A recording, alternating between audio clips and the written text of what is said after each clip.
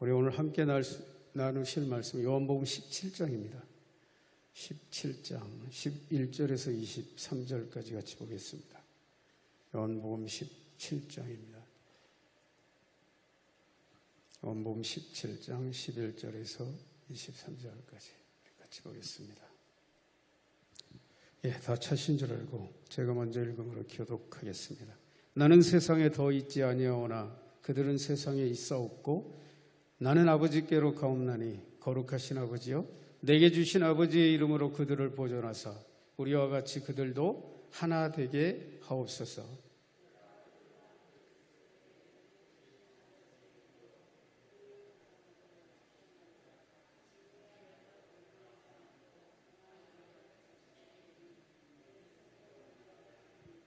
지금 내가 아버지께로 가오니 내가 세상에서 이 말을 하옵는 것은 그들로 내 기쁨을 그들 안에 충만히 가지게 하려 함이니이다.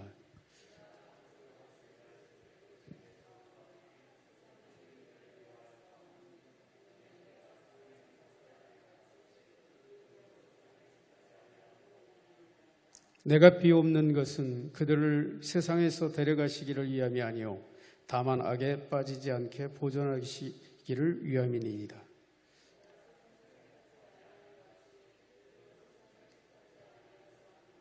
그들을 진리로 거룩하게 하옵소서. 아버지의 말씀은 진리이니이다.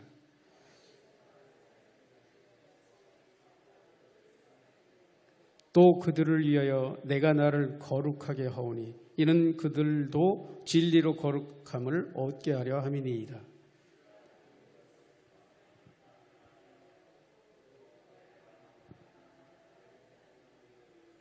아버지여, 아버지께서 내 안에 내가 아버지 안에 있는 것 같이 그들도 다 하나가 되어 우리 안에 있게 하사 세상으로 아버지께서 나를 보내신 것을 믿게 하옵소서.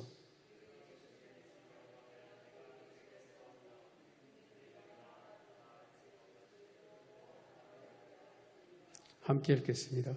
곧 내가 그들 안에 있고 아버지께서 내 안에 계시어 그들로 온전함을 이루어 하나가 되게 하려 함은 아버지께서 나를 보내신 것과 또 나를 사랑하신 같이 그들도 사랑하신 것을 세상으로 알게 하려 함이로소이다.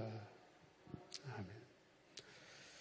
네, 우리 요한복음 20장 31절을 보면 이렇게 되어 있습니다. 오직 이것을 기록함은 너희로 예수께서 하나님의 아들 그리스도임을 이심을 믿게 하려 하며 또 너희로 믿고 그 이름을 힘입어 생명을 얻게 하려 함이니라. 이 요한복음의 기록 목적에 대해서 예수께서 하나님의 아들 예수 그리스도이심을 믿어 영생을 얻게 하려는 것이다 라고 말하고 있습니다. 그러므로 오늘 우리가 읽은 이 본문 요한복음 17장은 십자가의 부활과 승천을 앞두신 이 하나님의 아들 예수 그리스도께서 이 제자들의 구원과 성화와 영화를 위해서 아버지께 드리는 기도이죠. 그 구조를 살펴보면 대략 6개의 소단락으로 구분할 수 있습니다. 첫 단락은 1절에서 5절이죠. 이 3절을 보면 영생은 곧 유일하신 참 하나님과 그가 보내신 자 예수 그리스도를 아는 것입니다. 구원의 주체가 예수님이라는 사실을 명시하고 있습니다. 두 번째 단락은 6절에서 8절이죠. 6절을 보면 이렇게 되어 있습니다. 아버지의 말씀을 지키었나이다. 7절은 아버지께로부터 온 것인 줄 알았나이다. 8절은 아버지께서 나를 보내신 줄도 믿었사옵나이다. 제자들의 이 믿음에 대해서 드리는 중보 기도이죠. 또 세 번째 단락은 9절에서 19절이죠. 14절을 보면 이렇게 됐습니다. 내가 세상에 속하지 아니함 같이 그들도 세상에 속하지 아니함을 인함이니이다. 16절도 내가 세상에 속하지 아니함 같이 그들도 세상에 속하지 아니함으로 인함이니이다. 이게 샌드위치 구조죠. 저들은 세상에 속한 자들이 아니기에 이 15절에 그 내용을 끼워 넣습니다. 악에서 구하여 주십시오. 이런 마치 주기도문의 기도 같은 기도를 하고 계십니다. 네 번째 단락은 17절에서 19절이죠. 17절은 이렇게 말하죠. 진리로 저희를 거룩하게 하시옵소서. 19절도 그들도 진리로 거룩함을 얻게 하려 합니다. 이렇게 말합니다. 이것도 마찬가지죠. 17, 19절 가운데 18절을 끼워 넣습니다. 진리 가운데. 믿는 자들을 거룩하게 해달라는 그런 중보기도이죠. 이 다섯째 단락은 오늘 저희가 말씀을 나눌 20절, 23절이죠. 21절은 내가 아버지 안에 있는 것 같이 그들도 다 하나가 되어, 22절은 우리가 하나가 된 것 같이 그들도 하나가 되게 하려 함이니이다. 23절은 내가 그들 안에 있고 아버지께서 내 안에 계시며 그들로 온전함을 이루어. 21절에서 23절은 하나됨을 반복해서 강조하고 있는 내용입니다. 마지막 여섯 번째 마지막은 24절, 26절이죠. 24절은 나를 사랑하신 같이 그들도 사랑하신 것을 세상으로 알게 하려 함이로소이다. 26절도 나를 사랑하신 사랑이 그들 안에 있고 나도 그들 안에 있게 하려 함이니이다. 즉 아버지의 사랑 안에, 내 사랑 안에 그들이 함께 있게 하려는 것이라고 이렇게 마지막을 정리하고 있습니다. 정리하면은 이런 내용이죠. 구원에 대해서, 믿음에 대해서, 거룩에 대해서, 악에 빠지지 않기 위해서, 하나가 되기 위해서, 사랑하기 위해서라는 이 주제로 일목요연하게 정리될 수 있습니다. 그러나 저는 오늘 이 17장에서 다루고 싶은 주제는 이 마지막 다섯 번째인 하나됨입니다. 이 하나됨은 요한복음 17장에서 네 번에 걸쳐서 나오죠. 11절, 21절, 22절, 23절. 네 번이나 거듭 말씀하시는 것은 매우 중요한 의미가 있기 때문이겠죠.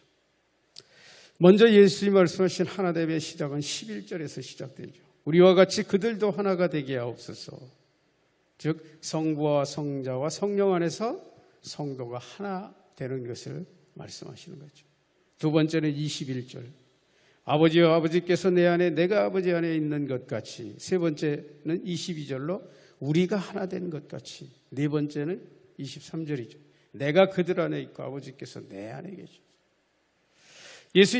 예수님은 하나님, 즉 성부와 성자와 성령님이 하나인 것처럼 우리 모든 성도들도 하나가 되어야 된다라고 말씀하신 것입니다. 먼저 12절, 13절 13절은 한 단락이라고 제가 말씀드렸습니다.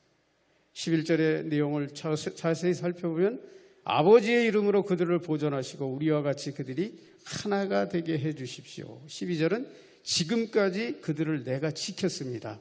그러나 13절은 그러나 내가 아버지께로 가오니 내게 있는 기쁨이 그들에게도 충만하게 해 주십시오. 쉽게 풀어보면 뭐예요? 지금까지는 내가 그들을 지켰습니다. 그러나 내가 이제 하나님께로 갑니다. 그러므로 아버지의 이름으로 그들을 보호하시고 내게 있는 기쁨으로 그들에게 충만하게 해 주십시오. 제가 이제 다시 반복해서 말씀드리는 이유는 13절에 내게 있는 기쁨의 의미를 한번 찾아보려고 합니다. 여기서 반드시 짚고 넘어가야 할 내용이기 때문이죠. 이 앞서서 요한복음 15장 11절에는 이렇게 말씀하십니다.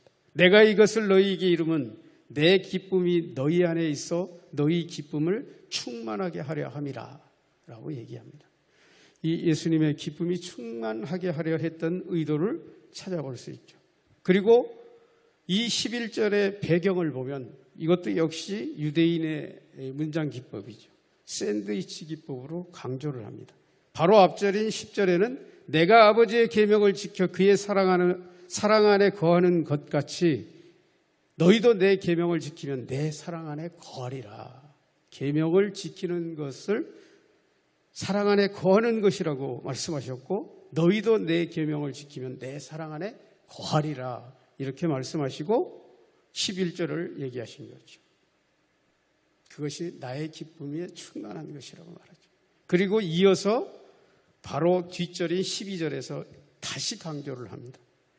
내 계명은 곧 내가 너희를 사랑한 것 같이 너희도 사랑하라 하는 이것이니라. 굉장히 중요한 의미가 있습니다.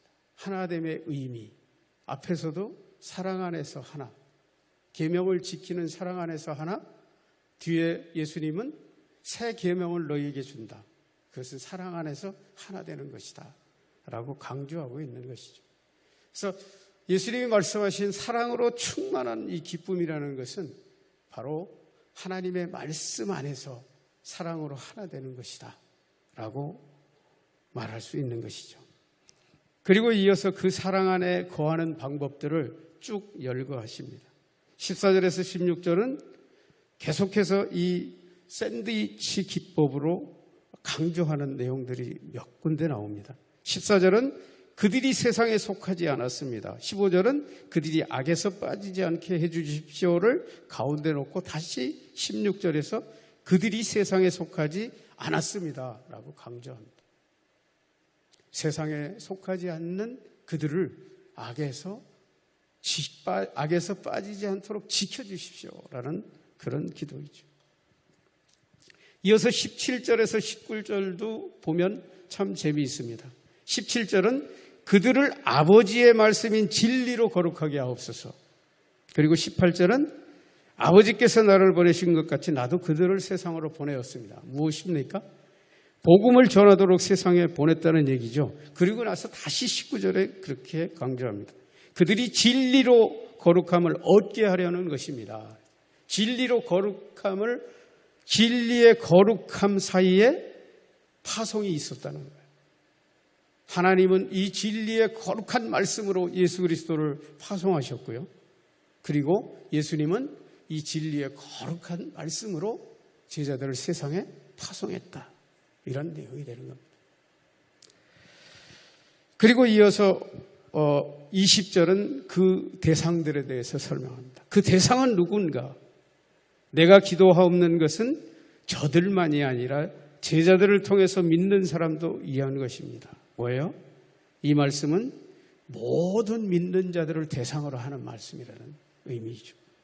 요약하면 이 내용들을 요약하면 11절에 하나 되게 해달라는 뜻은 그들이 계명을 지키고 악에 빠지지 않고 말씀으로 거룩하게 되는 모습을 말씀하고 있는 것이죠. 이어서 21절 3절은 세 번의 일은 하나됨을 지속적으로 강조하고 있습니다. 그리고 마지막으로 24절에서 6절은 이 모든 것은 사랑하게 하려는 목적으로 기록했다라고 말씀하신 것이죠. 저는 오늘 이 본문 21절에서 23절의 말씀을 가지고 그 의미들을 찾아보는, 그래서 왜 하나가 되어야 하는가라는 제목으로 그 의미들을 찾아보도록 하겠습니다. 왜 하나가 되어야 되는가? 첫 번째, 모든 성도들이 하나님 안에서 하나이기 때문입니다. 우리 21절 우리 같이 한번 읽겠습니다. 시작. 아버지여, 아버지께서 내 안에 내가 아버지 안에 있는 것 같이 그들도 다 하나가 되어 우리 안에 있게 하사 세상으로 하나님께서 나를 보내신 것을 믿게 하옵소서. 21절에서 예수님께서는 하나됨의 의미를 세 가지 사례로 설명하시죠. 첫 번째, 아버지께서 내 안에 내가 아버지 안에, 즉 성부와 성자가 하나였던 것을 상기하는 과거형입니다. 두 번째는 그들도 하나가 되어 우리 안에 있게 하사, 즉 믿는 성도들이 성부와 성자 안에서 서로 하나가 되게 해달라는 현재 진행형의 기도이죠. 그리고 세 번째는 세상으로 아버지께서 나를 보내신 것을 믿게 하옵소서, 즉 성부와 성자와 성도가 하나인 것을 통해서 앞으로 믿게 될 모든 성도들도 다 하나가 되게 해 주십시오라는 미래형의 기도입니다. 과거와 현재와 미래의 모든 성도들을 향한 예수 그리스도의 기도인 것이죠. 정리하면 아버지와 아들이 과거부터 하나였던 것처럼 제자들도 우리와 하나가 되게 하셔서 미래의 세상에서 많은 사람들이 믿을 수 있게 해 주십시오라는 기도입니다. 여기서 우리가 유의해야 할 사실은 지금은 불신자 가운데 있지만 장차 믿음으로 구원에 이르게 될 자들을 위해서 예수님께서 기도하셨다는 거예요. 그렇습니다. 과거의 그리스도께서 하나님과 하나이셨던 것처럼 예수님은 현재와 미래의 모든 자들이 하나가 되게 해달라고 기도하셨습니다.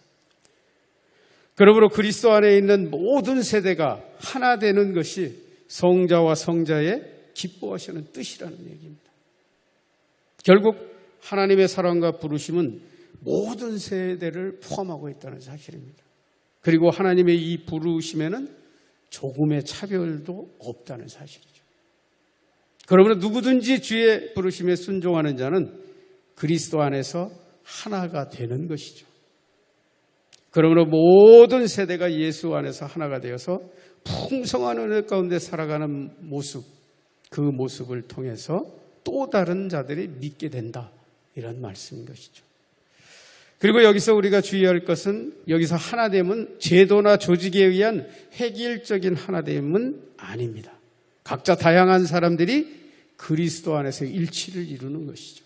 이것을 우리는 지체의식이라고 말하기도 하죠. 정리하면 하나님과 예수님이 하나이듯이 성도 즉 교회는 예수님의 몸입니다. 그렇기 때문에 예수님의 몸된 우리 각 지체들은 하나라는 의미죠. 왜 하나가 되어야 하는가? 두 번째, 모든 성도들이 하나님의 영광 안에서 하나이기 때문입니다. 22절도 우리 같이 한번 읽어볼까요? 시작. 내게 주신 영광을 내가 그들에게 주었사오니 이는 우리가 하나가 된 것 같이 그들도 하나가 되게 하려 함이니이다. 여기서 영광은 요한복음 1장 14절을 연상하게 되죠. 무엇입니까? 본래 하나님이셨던 그분이 육신을 짓고 이 땅에 오신, 말씀이 육신이 되어 이 땅에 오신 그분이 하나님의 영광이었죠. 이 영광을 성도에게 주신다는 것은 로마서 8장 15절이죠. 성도가 하나님의 양자가 되는 것과 그리스도를 닮아 그리스도의 형상을 이루어가는 것을 의미하는 거죠. 이게 누구의 영광이에요? 이게 하나님의 영광이기도 하고 우리의 영광이기도 한 거죠.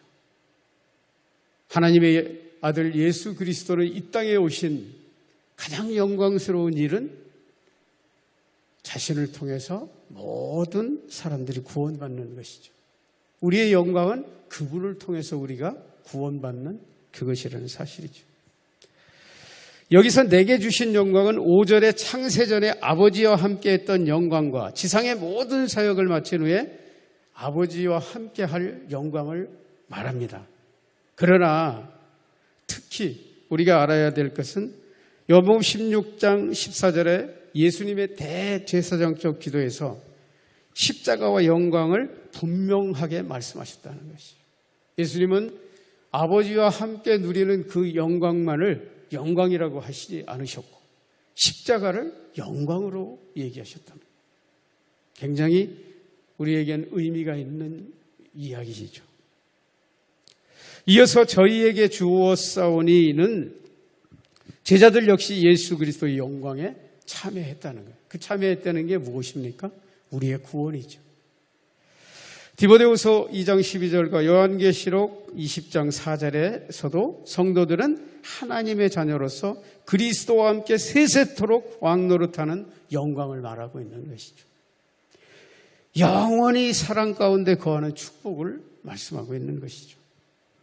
그러나 예수 그리스도의 영광이 아버지의 뜻에 순종하는 것이었던 것처럼 제자들의 영광도 예수 그리스도께 순종하는 것, 그 순종은 어디까지라고요? 십자가에 참여하는 데까지 가야 한다는 얘기입니다. 누가복음 9장 23절의 말씀처럼 예수님은 제자들에게 분명히 자기 십자가를 지고 나를 따라오라고 말씀하셨기 때문입니다. 그러므로 성도의 영광은 각자의 십자가를 지고 순종과 겸손과 순환을 통하여서 그리스도의 영광을 나타내는 것이죠. 우리의 고난은 그리스도의 영광의 모습이에요. 우리의 억울해도 참는 것은 그리스도의 영광을 나타내는 모습이에요.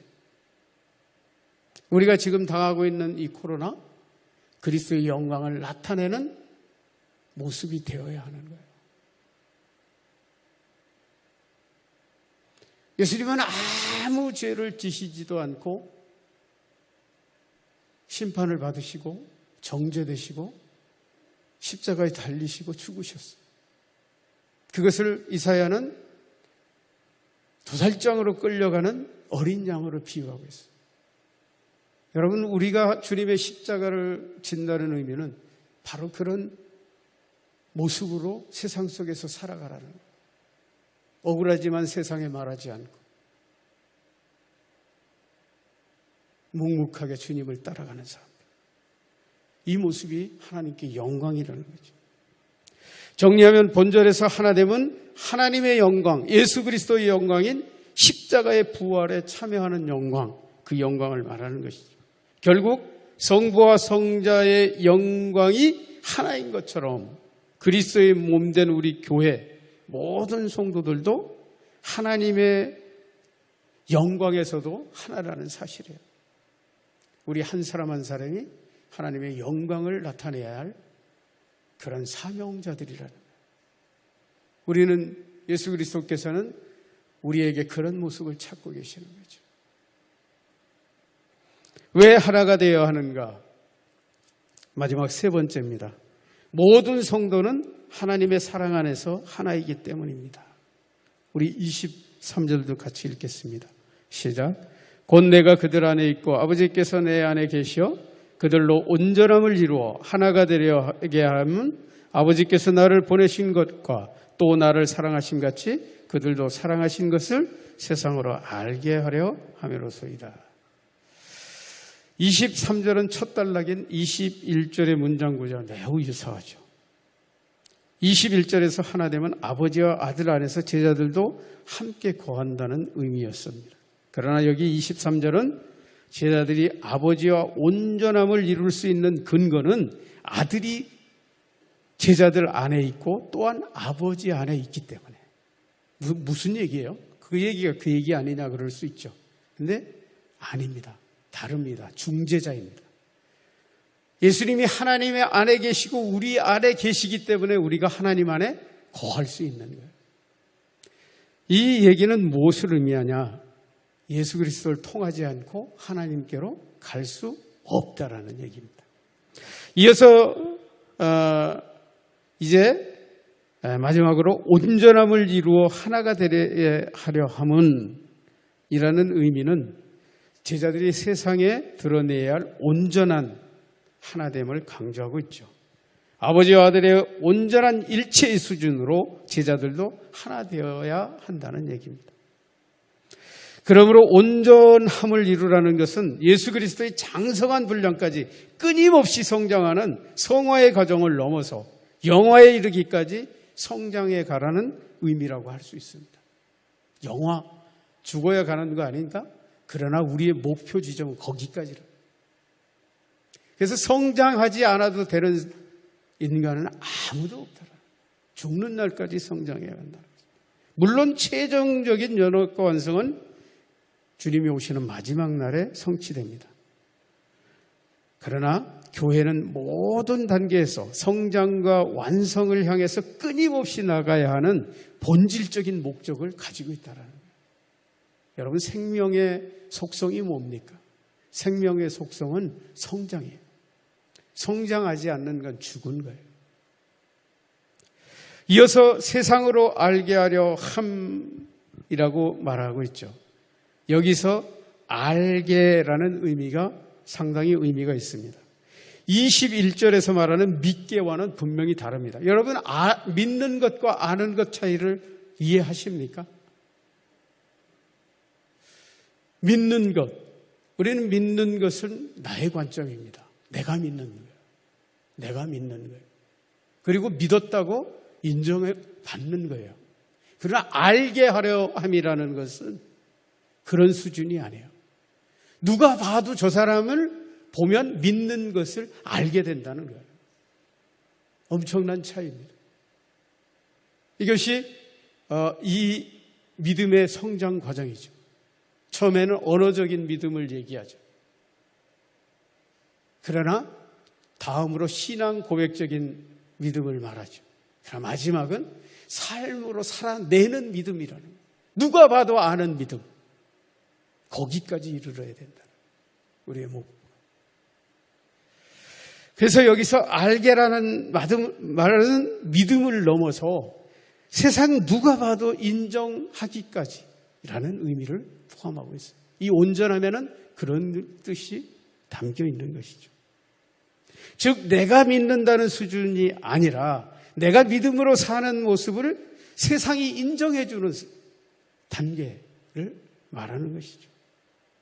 그러한 사람을 통해서 뭐예요? 세상의 불신자들이 하나님의 사랑을 알게 된다라는 거예요. 이렇게 사랑으로 하나 되어 살아가는 모습은 영적으로 성도들이 그리스도의 형상을 이루어가는 성화, 더 나아가 영화를 향해서 끊임없이 우리는 성장해가는 삶을 의미하고 있다는 사실입니다. 정리하면 17장에서 예수님은 4번에 걸쳐서 11장 11절, 21절, 22절, 23절에서 하나님과 예수님과 제자들과 성도들이 다 하나 되기를 기도하셨습니다. 그리고 그 하나됨의 실체는 믿음 안에서 구원으로 하나됨이며 거룩한 성화로서 하나 되어 감이요 결국 영원한 영화에 이르는 것이라고 말씀하고 있는 것이죠. 그리고 그 하나됨은 성령의 능력을 통한 믿음과 성화로만 하나님께 하나 될 수 있다라는 것이죠. 물론 여기서 직접적인 언급은 되어 있지 않습니다. 그러나 예수님의 이 모든 말씀은 그런 것들을 내포하고 있다는 사실이죠.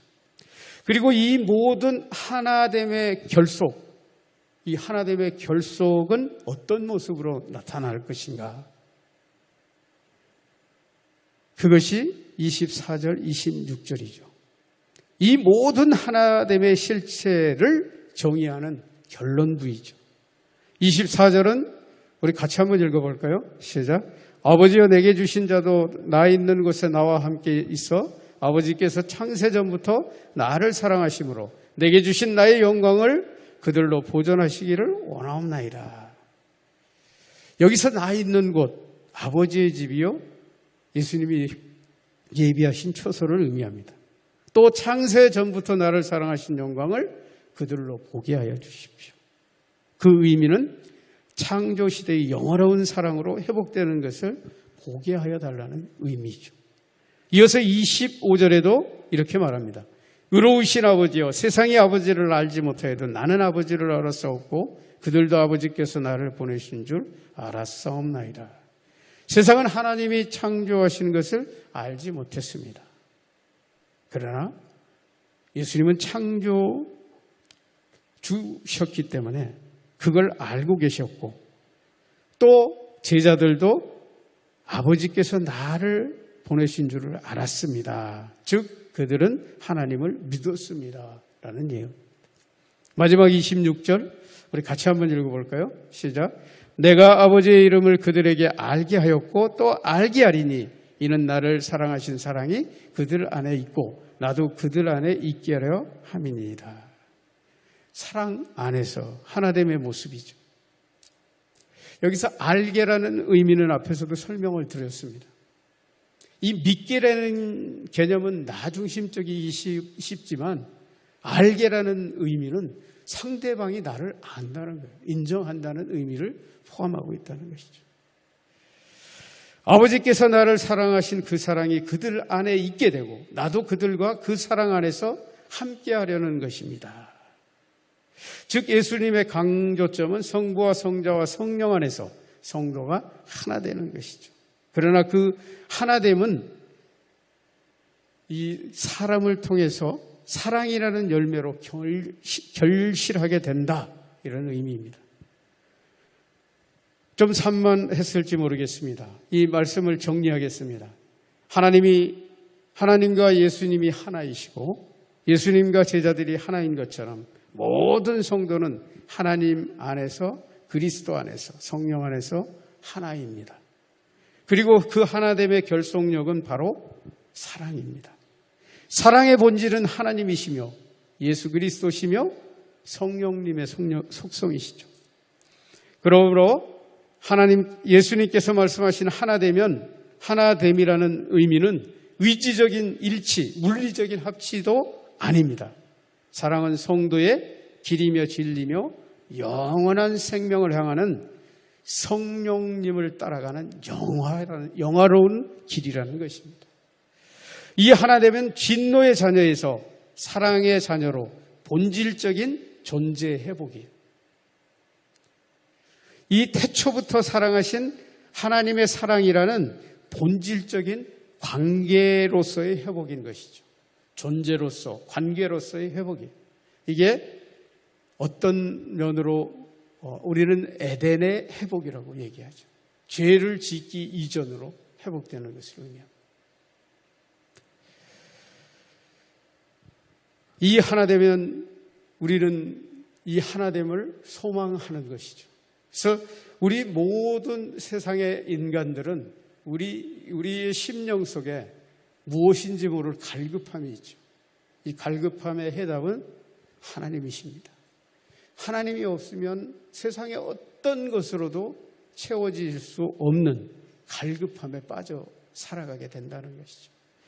그래서 세상은 돈 많은 자도 죽고 권력 있는 자도 자살하고 다 그렇다는, 하나님이 없으면 결코 만족이 없는 거죠. 결국 이 사랑은 성도의 선택이 아닙니다. 성도의 필수이며 가장 위대한 하나님의 명령이죠. 사랑하라. 이것은 가장 위대한 명령이죠. 이는 성도의 믿음의 정체성으로 믿음이 사랑으로 나타나는 거듭남을 말하는 것이에요.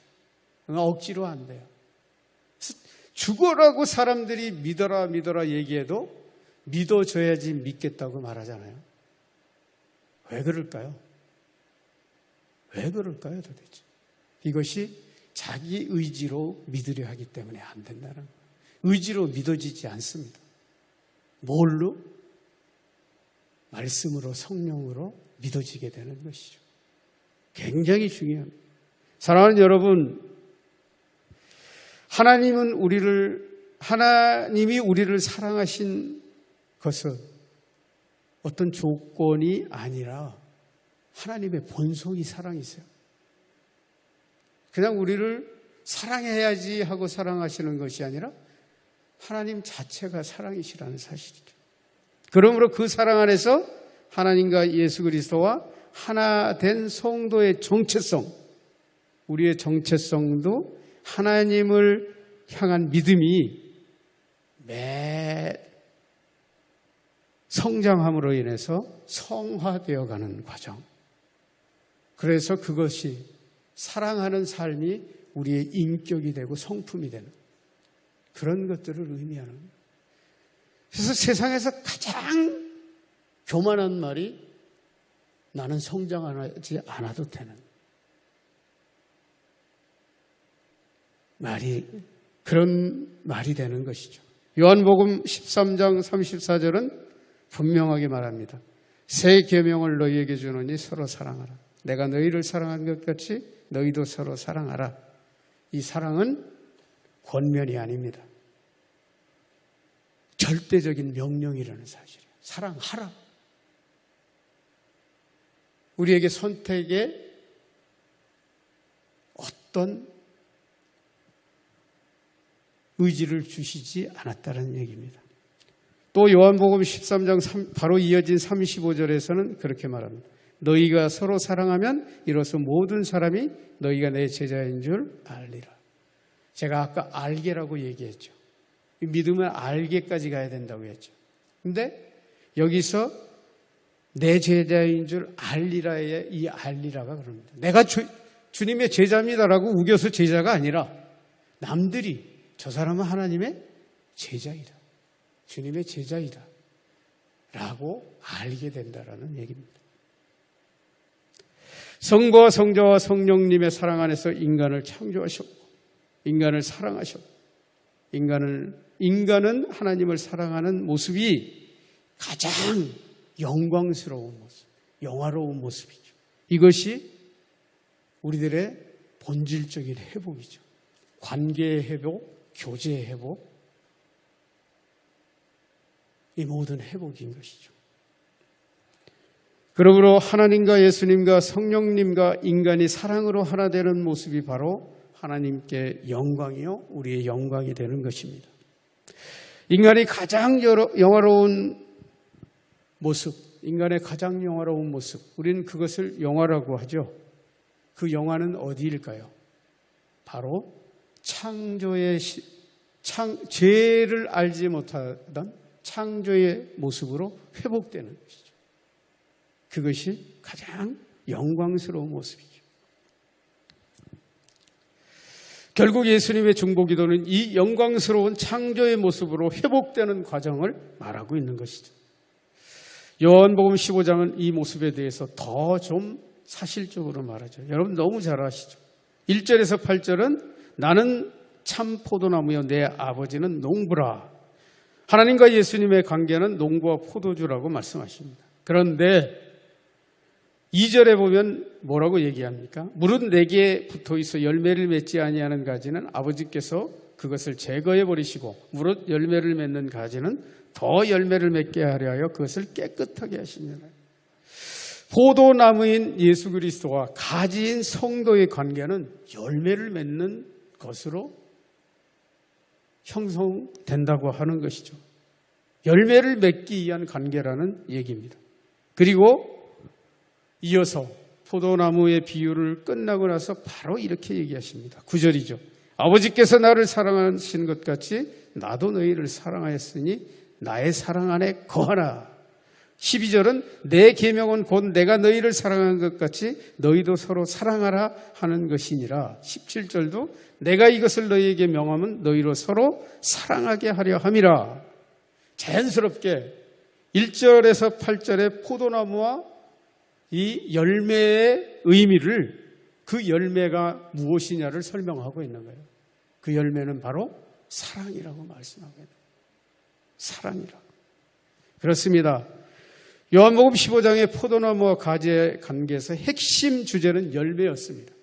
그러나 그 열매의 실체는 사랑이라고 얘기하는 것이죠. 그러므로 사도 요한은 요한복음 13장 34절에서 앞에도 전제했습니다만 이렇게 말하죠. 새 계명을 너희에게 주노니 서로 사랑하라. 내가 너희를 사랑하는 것 같이 너희도 서로 사랑하라. 예수님의 새 계명 서로 사랑하라입니다.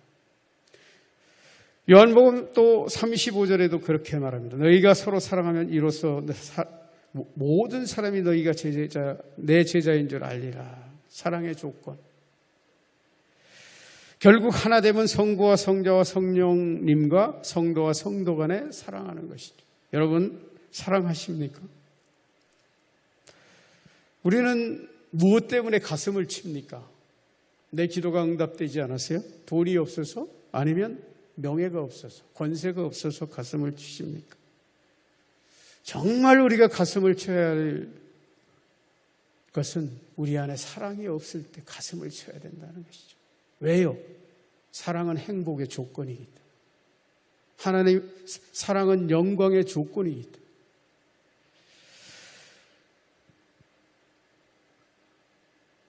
그러므로 교회가 사랑으로 하나 되어 살아가고 교회가 세상을 사랑할 때 세상은 교회를 동경하게 되고 공경하게 되고 교회를 소망하게 된다는 사실입니다. 어떤 그리스도인들의 주장처럼 세상은 언제나 악하고 교회를 헐뜯고 비방할 수도 있습니다. 그러나 역설적이지만 교회가 세상을 정죄하고 미워하라 라는 얘기는 성경 어디에도 없다는 사실입니다. 오히려 교회가 세상을 정죄하고 미워하면 할수록 세상은 더욱더 악해지기 마련이죠. 그래서 요즘 우리는 그걸 톡톡히 당하고 있잖아요.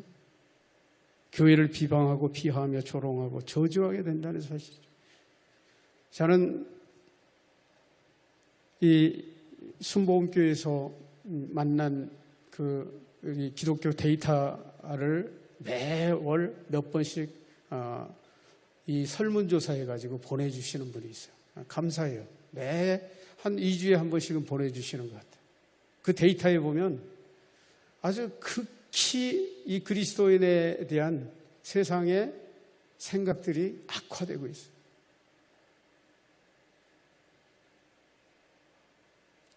왜요?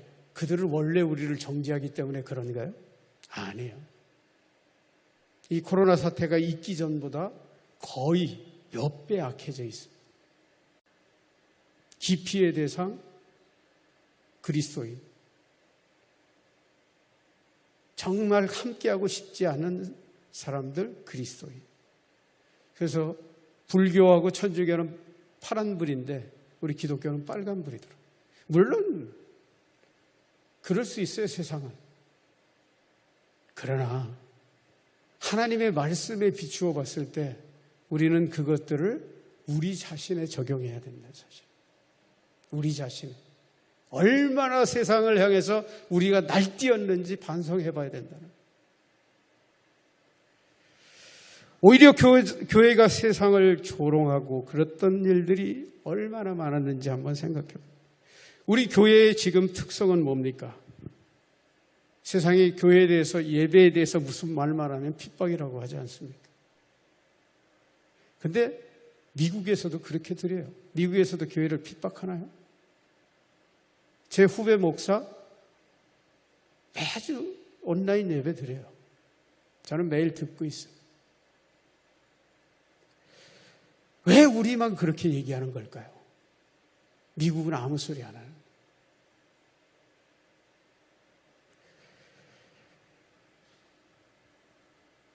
과연 교회는 어떻게 해야 될까요, 그럼? 그리고 그 해결책은 무엇일까요? 그러나 아무리 성경을 뒤져봐도 해결책은 오직 하나, 사랑으로 세상을 품으라는 것입니다. 사랑으로 세상. 그러므로 교회는 세상을 정죄하기보다는 핍박을 받을지라도 세상을 축복하고 위에서 묵묵히 기도하는 대제사장적 사명을 띤 존재들이라는 거예요. 왜? 우리를 보고 그들이 구원받기 때문에. 아까 예수님의 기도에서 나왔던 거죠.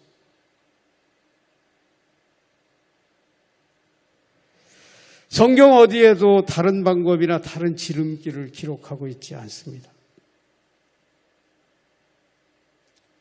오직 우리는 세상을 향한 구원의 방주라고 말합니다. 이 구원의 방주라는 의미는 우리에게 사람들을 하나님께로 인도하는 대제사장적 직분을 가지고 있기 때문에. 그리고 그 직분은 뭘로 인정을 받습니까? 우리의 삶으로 인정을 받는다.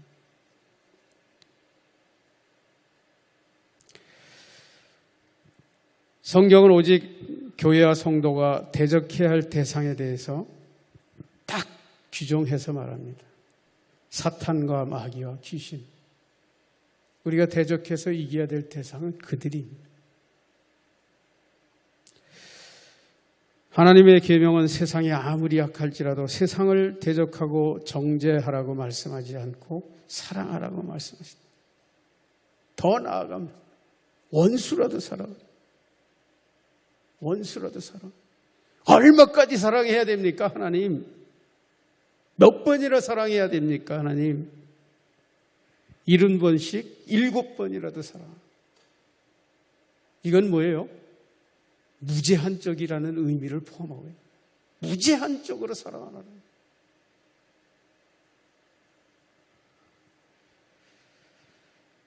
왜냐고요? 우리의 삶은 사랑으로 증명되기 때문이죠.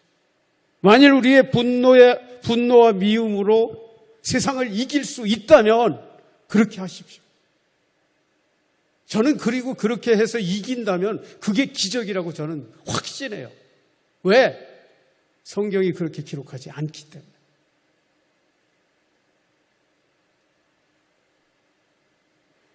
그리고 그렇게 이길 수 있다고 믿는 것은 불신앙이에요. 왜? 성경이 그렇게 말하지 않기 때문에. 만일 우리 힘대로 우리 생각대로 해가지고 다 이루어진다면 저는 기적이라고 생각합니다. 그런 일이 있었으면 저를 좀 들려주셨으면 좋겠어요. 있을 수가 없는 일이에요. 왜? 하나님이 세상을 통치하시기 때문에 있을 수가 없어요. 하나님은 하나님의 말씀에 어긋나는 응답을 하시지 않기 때문이죠. 마지막으로 주님의 말씀인 로마서 12장 21절은 더욱 단호하게 우리에게 말씀하십니다. 악에게 지지 말고 선으로 악을 이기라. 세상에 지레는 것이 아니라 선한 것으로 악을 이기라는 거예요. 우리는 결코 악에게 지는 자들이 아니라는 거예요. 오직 선으로 악을 이기는 자들이라. 그리고 그 선으로 승리하는 비결, 그 비결이 바로 사랑이라. 요한일서 4장 18절, 사랑 안에 두려움이 없고 온전한 사랑이 두려움을 내쫓나니. 오늘 본문 23절이죠. 곧 내가 그들 안에 있고 아버지께서 내 안에 계시어 그들로 온전함을 이루어 하나가 되게 하려 함은 아버지께서 나를 보내신 것과 또 나를 사랑하심 같이 그들도 사랑하신 것을 세상으로 알게 하려 함이로소이다. 예수님의 긴 기도의 말씀을 정리하는, 사랑하는 여러분, 우리는 사랑이 자발적이고 감동적이고 무조건적이고 의지적일 수 있다고 생각합니다. 그러나 때로는 그럴 수 있는 것처럼 여겨집니다. 그러나 성경에서 말씀하는 더 분명한 것은 사랑은 권면이 아니라 명령입니다. 또 사랑은 선택이 아니라 필수라는. 우리가 이것은 해도 되고 안 해도 되는 권면의 수준이 아니라 하라는 명령이고요. 우리가 결정할 수 있는 것이 아니라 순종할 것인가 거역할 것인가만 선택할 수 있는 거죠.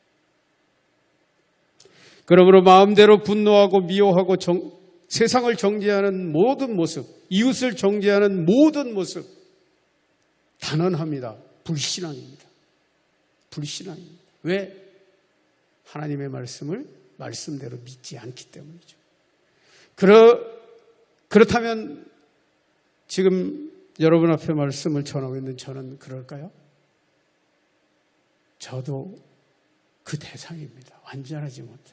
그런 안전을 향해서 달려가고 있어요. 저는 이 말씀을 하나님이 주실 때 부담스러웠어요. 나는 다 사랑하는가? 아닌데. 근데 있죠. 하나님 뭐라고 말씀하시죠? 강단에서 선포되는 모든 말씀의 첫 번째 적용자는 말씀을 선포하는 너다라는 거예요. 네가 준비하면서 먼저 적용하고 말씀을 전하라는 거예요. 그래서 말씀을 전하는데 나는 제외되는 것이 아니라 나도 포함이 된다는 거예요. 그래서 자신 있게 말할 수 있어요. 나도 그 대상이기 때문에.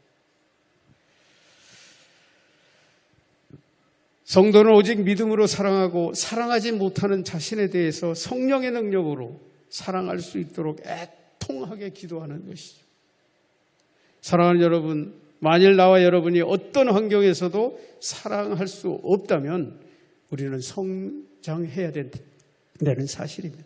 이 성장에 대해서 바울은 에베소서 4장 15절에서 이렇게 말합니다. 오직 사랑 안에서 참된 것을 하여 범사에 그에게까지 자랄지라. 그는 머리니 곧 그리스도시라. 제가 아까 영화까지 이르러야 된다고 말씀하셨습니다. 목표가 거기라는 거예요. 끊임없이 성장해야 된다고 말씀하시는 것이죠. 예수님 말씀하십니다. 성부와 성자와 성령 안에서 모든 성도들은 다 하나님의 사랑으로 하나이다. 그것이 창조 질서의 회복이고 하나님과의 관계의 회복이고 그 대상은 모든 인간이며 그 실체는 성령 안에서 사랑으로 하나 되는 것이다 라는 그런 내용들을 말씀하신 것이죠. 사랑하는 여러분, 저는 저를 비롯해서 우리 강한교회 모든 성도님들이 주님 오시는 그날까지 이 영광스러운 영화로운 성장을 멈추지 않고 달려가시기를 주님의 이름으로 축원드립니다. 우리 함께 잠시 기도했으면 좋겠습니다. 우리가 하나님 안에서 하나 될 수 있도록, 하나님 안에서 사랑할 수 있도록, 이것은 권면이 아니라 명령입니다.